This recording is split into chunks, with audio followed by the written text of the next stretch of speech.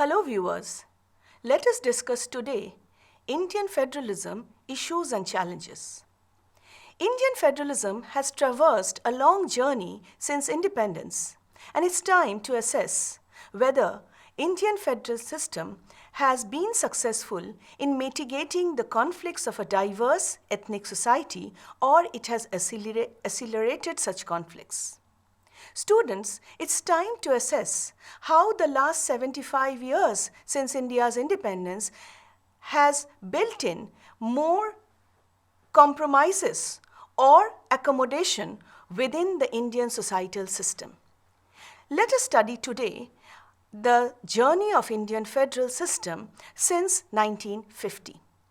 Scholars have used a number of terms to describe Indian federal system. Terms such as unitarian federal system, quasi-federalism, cooperative federalism, competitive federalism. These terms designate various models of federal power sharing that has happened in India. Though the Indian Constitution does not refer to the term federation or federalism or federal, but Article 1 considers India to be a union of states. Indian federal system is a unique one and it has survived the test of time, primarily when many multinational ethnic federations have collapsed in the 1990s. However, we need to understand how much Indian federalism has consolidated Indian democracy and has contributed to the unity and strength of the country. Despite the success stories, there are also certain inbuilt strains in Indian federal system. To facilitate better understanding of this topic, I have divided the entire discussion into a number of segments. We would start first with the conceptual understanding of federalism. Then we'll focus on the relationship between federalism and Indian democracy. Then we would move on to federalism and diversity. Then we would focus on federalism and state autonomy. And finally, we'll try to focus on the various challenges that have shaped and strengthened Indian federal system. Now students, federalism we have already studied is a system of government where powers are distributed and divided between the central government and various regional governments. It is a system of self-rule and shared rule. Under the system, various power sharing models are available. Scholars are divided on the nature of Indian federal system. Some scholars are of the opinion that a very strong center has inhibited the growth of an ideal federal system in India. On the other hand, other scholars are of the view that the strong central government has actually prevented the disintegration of the diverse ethnic societies and nations in India. Given a balanced view, herein we can state that Indian federalism has actually contributed to the creation of a creative balance between the center and the states. Indian federalism since 1950s have brought in various forms of devolution, increased people's participation through multi-level government structure, and also facilitated intergovernmental collaboration. However, all these different areas of devolution and power sharing has also brought in newer challenges, not only for the government at the center, but also for the states as well as the local governments. To better understand the issues concerning Indian federal system, it is imperative to understand how federalism is entwined with Indian democracy. Because students, it is interesting to understand that federalism and democracy has coexisted in India. It was very rightly commented that the most remarkable achievement of Indian federalism post-independence is entrenchment of democracy. As the British columnist Bernard Levin rightly remarks, the single most important achievement of India has been to keep the flame of democracy alight despite the darkness in the surrounding world. He goes to the extent of saying that if the democracy of India falls, the end of democracy itself will be in sight. Indian federalism is supposed to be the bedrock of the entire democratic edifice in India. Democracy entails people's participations, regular elections, and Indian federalism has facilitated people's participation through multi-level election system, not only for the national legislatures but also for the regional legislatures as well as the local self-governing units. If Indian democracy has survived today, if Indian democracy has survived the numerous challenges and problems, we have to give credit to the success of Indian federation here. If India has avoided the fates of federations like Czechoslovakia, Yugoslavia, Soviet Union, herein also we need to give credit to the Indian federal structure. There have been a lot of critiques about how strong the central government is and how it has created puppets in the form of state government. Nevertheless, it also has to be appreciated that the center and the states have maintained an effective and a creative balance which has actually led to the survival and strengthening of the federal process. Scholars use the term federalization of the Indian system in order to denote how the process of federalization is not static but a dynamic one. Coming to the next part of the discussion, how Indian federal system has facilitated multi-level governance and has actually accommodated various ethnic identities.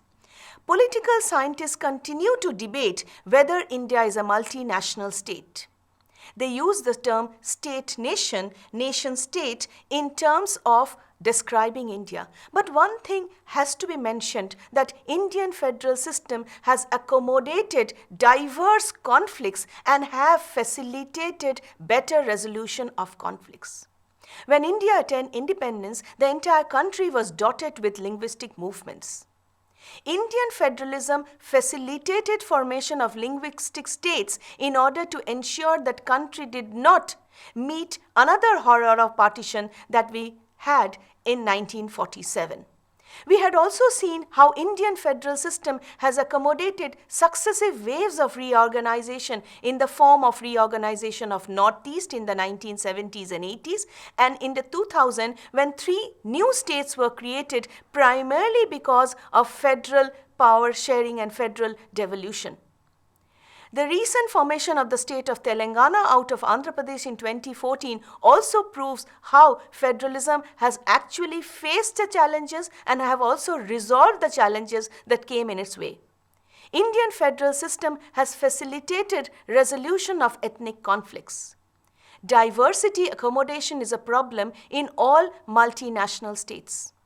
We need to give credit to the Indian federal model of power sharing, wherein our ethnic conflicts have not been assimilated but have been accommodated, and accommodation had followed various routes within the Indian federal structure.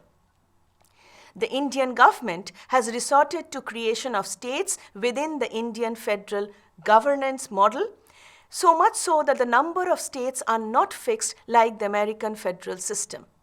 The number of states have consistently been increased courtesy Article 3 of the Indian Constitution, not just in the form of states, but Indian federalism has also facilitated other forms of ethnic conflict resolution, such as formation of district councils, autonomous councils that we find working very successfully in the Northeast.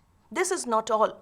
Indian federalism has followed another model of diversity accommodation by signing of peace accords in order to convert rebels into stakeholders. And we find a number of peace accords have been signed through which various forms of district councils and territorial councils have been formed in order to give autonomy to the ethnic groups. One such example is the Bodoland Autonomous Council, or Bodoland Territorial Council as it is popularly called, to give recognition to the rights of the Bodos. In Bengal, we have the Gorkhaland Territorial Administration in order to give territorial recognition to the ethnic group of the Gorkhas.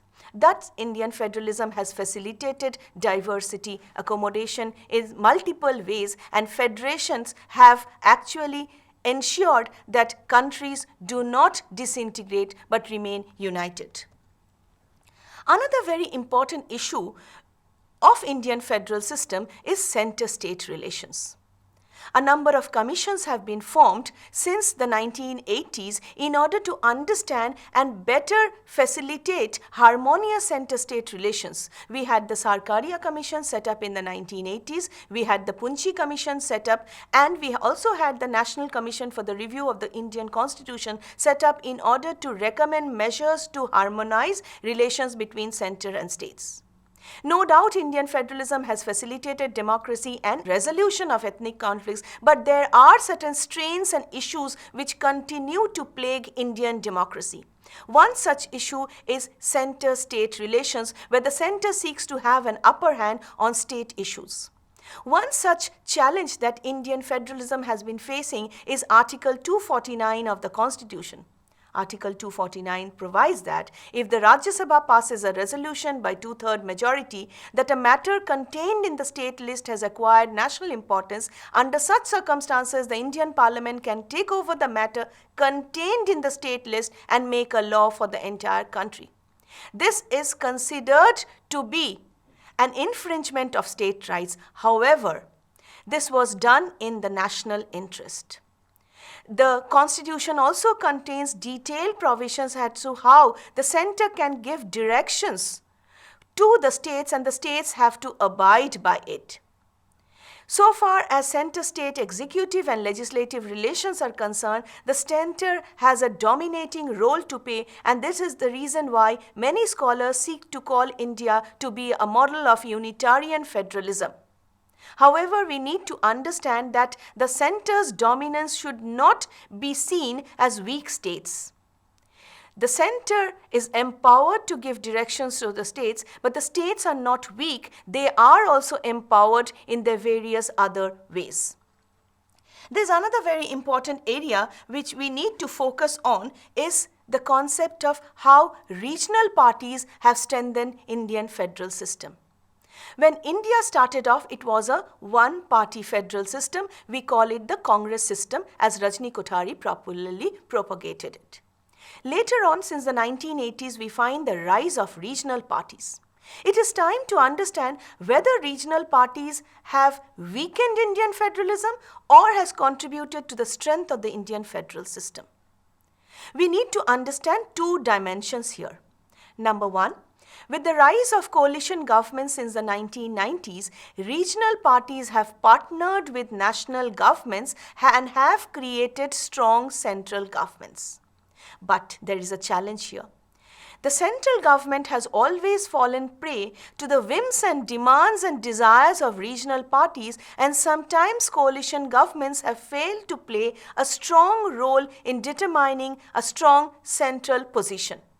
We have also seen how regional parties have strengthened their position in the states without endangering national unity.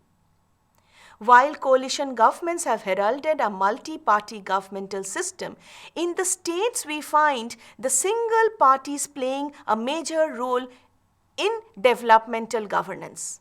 We also need to understand that both the national and the regional parties have not weakened Indian federal system, but they have strengthened federal system because they have all worked within the contours of Indian Constitution.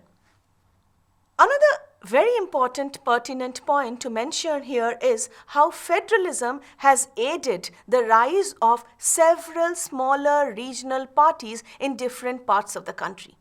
Though these smaller parties have actually coalesced with the center, but what is interesting to note is that these multiple parties have given voice to the peasantry, to the intermediate layers, the middle class, the Dalits, and have ensured that they have a strong voice within the Indian federal system. VP Singh, former Prime Minister of India, calls it a change in the very grammar of Indian politics.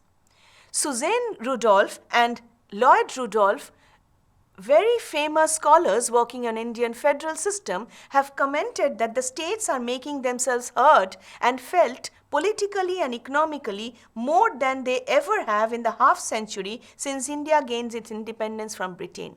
So Indian federalism has facilitated giving a voice to the Indian states. But then there is a challenge rooted here. The center-state relations have always seen the center playing a truant partner in Indian federal system, and this has created a lot of tensions within the federal working. There have been several attempts by the center to move against the principle of federalism. For instance, the center has attempted to usurp the power and jurisdiction of the states by parliamentary legislation. We can see that under Article 250 of the Constitution, the Parliament is empowered to make law on any item included in the state list for the whole or any part of India while proclamation of an emergency is in operation. Making use of these provisions contained in the Constitution, the Parliament has taken away 5 items from the state list, added these 5 to the concurrent list, and added 3 more items to the union list. What is the repercussion of this? That the power of making laws of the states have been curtailed, and the power of making laws on similar areas has been increased by the center for themselves. Using and misusing Article 356 and imposing precedence rule in the state has been a recurrent feature since the 1950s. It has been observed that many a times on the recommendation of the governor, precedence rule has been imposed on the pretext of the breakdown of constitutional machinery in the state.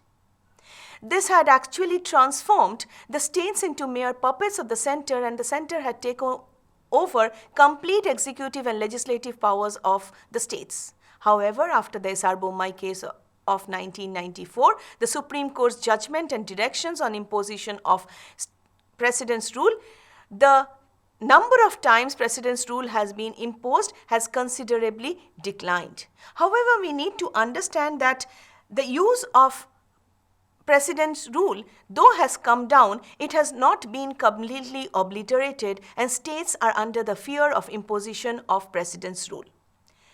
A few years ago, it was found out that the governor's discretion also plays an important role in the imposition of precedence rule or breakdown of constitutional machinery in the state. We know that the governor is a representative of the center, and the governor usually is the center's man. But many a times it has been observed that the governor has interfered into the working of the state machinery, and this has brought the governor's office under public scrutiny. The manner in which the power of appointing and dismissing the Council of Ministers, summoning and dissolving of the Legislative Assembly of the state, and also of recommending the imposition of precedence rule has been brought in by the governor in specific states have come under serious public criticism. Today, in some cases, the appointment of the governor and his role has become an area of conflict between the center and the states and a source of tension. Another area of tension is the deployment of central forces in the states.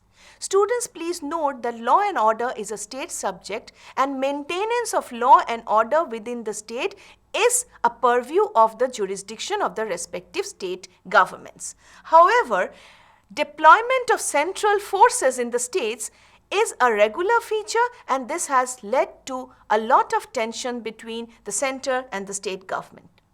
Under the Constitution, it is the duty of the state government to maintain public order and to protect central government property in the states. When law and order fails in these states, central forces are deployed. There have been numerous instances of the center misusing this provision for the interest of the government at the center. This has affected the spirit of cooperative federalism. Another important issue plaguing Indian federal system is interstate conflicts.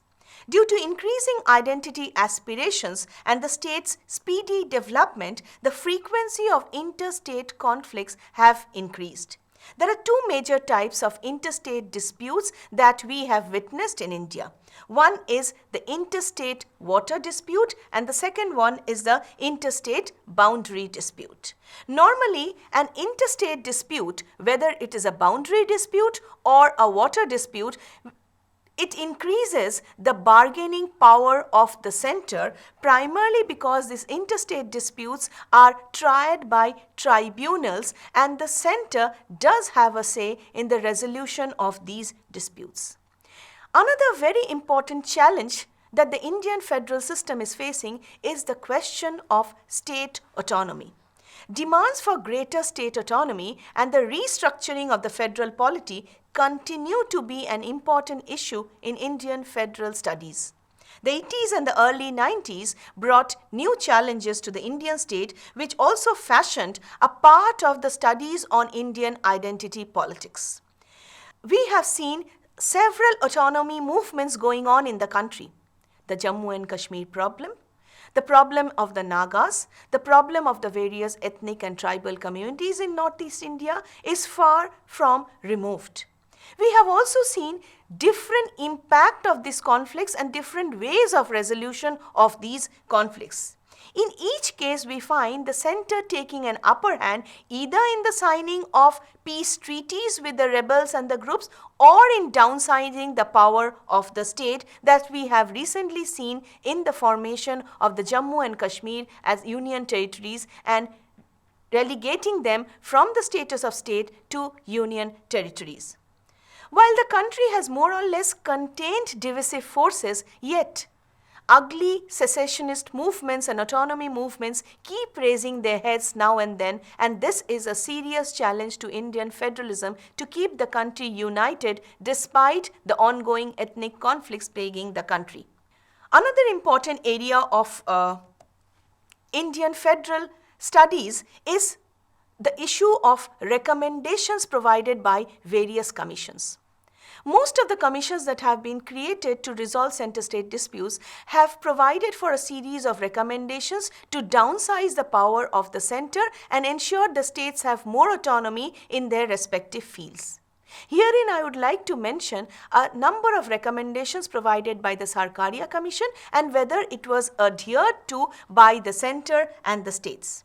While the Sarkaria Commission maintained that Article 356 should be used sparingly in extreme cases as a measure of last resort when all available alternatives fail to prevent or rectify the breakdown of a constitutional machinery, it felt that it is neither advisable nor necessary to make any drastic changes in the basic character of the Constitution.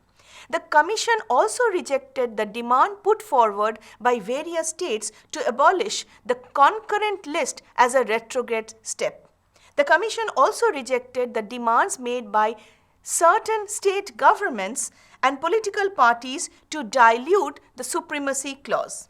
It said, if the principles of union supremacy are excluded from Articles 246 and 254, it is not difficult to imagine the deleterious results.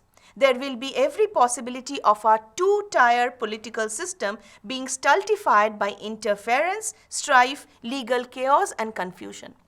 One important thing to understand from this recommendation of the Sarkaria Commission is that while the Sarkaria Commission wanted to do away with frequent imposition of state emergency, it was not against taking away the powers of the center and making the states more powerful, whether in state list items or in concurrent list items. One important lesson to learn from this discussion is that the center and the states have been balanced through different constitutional provisions given the fact that Indian diversity is highly complicated and multi-tiered and there is no one-size-fits-all solution to facilitate greater federalization of center-state relations. The last part of our discussion focuses on federalism and fiscal autonomy. The Constitution contains elaborate provisions on distribution of fiscal powers between the center and the states. An evaluation of those distribution of fiscal powers clearly reveal that the center has more powers in terms of revenue generation and revenue collection than the states. Fiscal autonomy is considered to be very important because political autonomy is material without fiscal autonomy. In fact, political autonomy is unworkable without fiscal autonomy. The state governments often complain of paucity of funds and non-release of funds at the right time. They depend largely on the central government for their financial resources. While a clear-cut division of powers exists between the center and the states, fiscal transfers made through the states' clout and bargaining powers tend to erode fiscal autonomy. Healthy relations between the center and the state can only be ensured if the latter, that is the states, enjoy a fair degree of fiscal autonomy. Despite so many issues and challenges facing the Indian federal system, we need to appreciate the rise of the Niti Aayog as a platform for sharing of concerns and grievances of the states with the center. It has become an effective forum since 2014 to facilitate greater dialogue and discourse between the states and the center. Let us quickly summarize what we have studied so far. The concerns of national unity and integrity demands a strong central government, but that does not mean the states are weak in India. With the rise of competitive federalism since 1990s, we find the states' bargaining power have increased. The states have become important centers of foreign direct investment, and the states have also played a major role in inviting foreign investment. The states has also become important centers of bargaining, and the center cannot ignore the role of the states.